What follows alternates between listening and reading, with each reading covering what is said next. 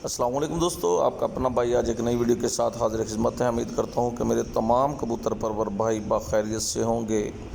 दोस्तों, उस्ताद आज़म खिच्ची ने आज फिर एक बहुत बड़ा चैलेंज कर दिया है। दोस्तों, वीडियो पूरी और एंड तक भी देखें, चैनल को सब्सक्राइब करें, बेल आइकॉन के बटन को प्रेस करें ताकि हमारी नई आने वाली वीडियो को बआसानी देख सकें।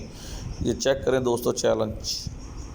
आज साडा बच्चा इमरान पंजकोसी आले तू ते इमरान दूसरा काशी तू ते मुबारक अली तू ए बच्चा वधिया 4 बजे। ए बच्चा 4 बजे वधिया है ते साडा चैलेंज है इस बच्चे नूं हराउणा। जेड़ा सान कबूतर है वो लैके आवणे गुच्चा नहीं उड़दियां ते सानू बड़ियां व्हाट्सअप करदे ना ते असीं कदे व्हाट्सअप कीतियां नहीं गा, लेकिन असीं उन्हां नूं वेख के असीं व्हाट्सअप करदे पे हैं ते साडा चैलेंज है इस बच्चे नूं अगर नैक्सट जेड़ा लैके आवण चंगा लैके आवण।